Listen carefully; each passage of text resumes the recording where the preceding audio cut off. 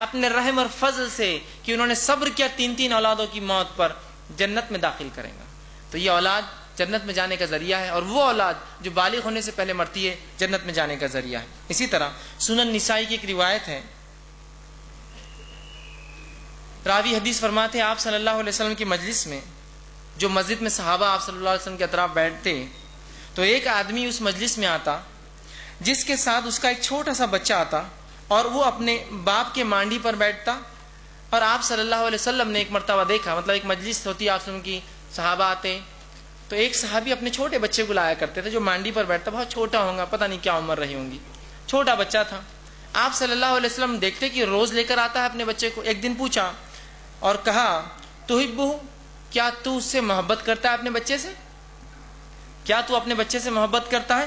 تو اس آدمی نے جواب دیا، اے اللہ کے رسول، اللہ آپ سے ویسی محبت کرے جیسی میں اس سے محبت کرتا ہوں، مطلب میں اس سے بہت بے انتہا محبت کرتا ہوں، اللہ آپ سے ویسی محبت کرے جیسی میں اس سے محبت کرتا ہوں۔ اس کے بعد راوی حدیث کہتے ہیں بہت میں محبت کرتا ہوں، اور کچھ وقت بعد وہ آدمی آنا بند ہو گیا۔ اللہ کے رسول صلی اللہ علیہ وسلم نے پوچھا وہ آدمی کہاں ہے جو آتا میری مجلس میں، جو ایک بچے کو ساتھ لاتا اور درس سنتا، میری باتوں کو سنتا، میری مجلس میں تشریف فرما ہوتا؟ تو آپ صلی اللہ علیہ وسلم کو صحابہ نے بتایا اللہ کے رسول، وہ آدمی روز جو بچے کو لے کر آتا تھا اس لڑکے کا انتقال ہو گیا ہے، اور وہ اس مجلس میں اس لیے نہیں آتا ہے کہ اس مجلس میں آنے سے اس کو اس کی یاد آ جاتی ہے، کیونکہ روز لے کر آتا تھا اس کو۔ اب ظاہر سی بات ہے اب وہ خالی آتا رہا ہے، اس کا بچہ اس کے ساتھ نہیں ہے، تو آپ کو فرمایا گیا کہ اللہ کے رسول، اس کو اتنا رنج ہوا اور وہ اس مجلس میں اس لیے آنا چھوڑ چکا ہے کہ اس کے بیٹے کے انتقال کی وجہ سے اسے یاد آ جاتا ہے ہر بار اس مجلس میں، تو لہٰذا وہ آنا بند ہو گیا، مجلس میں نہیں آ رہا ہے۔ آپ صلی اللہ علیہ وسلم نے فرمایا اسے بلا کر لاؤ میرے پاس، اسے بلاؤ۔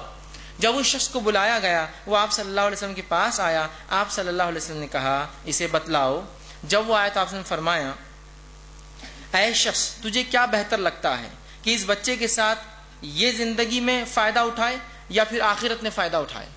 اے شخص، تجھے کیا بہتر لگتا ہے، تو اس زندگی میں اس بچے کے ساتھ فائدہ اٹھائے یا آخرت کی زندگی میں؟ وہ صحابی رسول تھے، کیا بولتے؟ انہوں نے فرمایا اور کہا کیا تم آخرت میں، کہ جب تم جنت میں جاؤ گے تو وہ تم سے پہلے سے دروازے پر تمہارے لیے دروازہ جنت تک کھول دیں گا۔ اے شخص، تم کیا چاہتے ہو؟ کیا دنیا میں اس بچے کا فائدہ اٹھاؤ، یا یہ تم چاہتے ہو کہ آخرت میں فائدہ اٹھاؤ، کہ یہ بچہ جو تمہارا فوت ہوا ہے یہ جائیں گا، تم سے پہلے جائیں گا اور جنت کا دروازہ تمہارے لیے کھلوائیں گا؟ تم کیا چاہتے ہو؟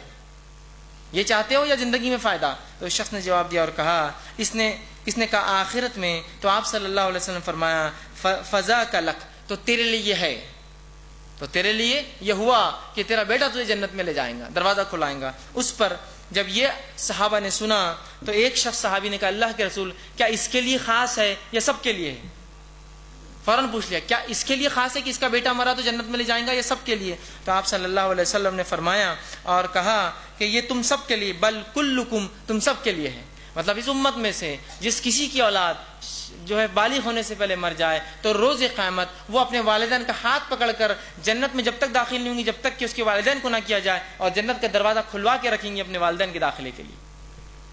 دیکھ رہے آپ اولاد کتنی اہم چیز ہے، اس کی پیدائش بھی خوشی اور مسرت، اس کی موت بھی آخرت میں فائدے کا باعث ہے۔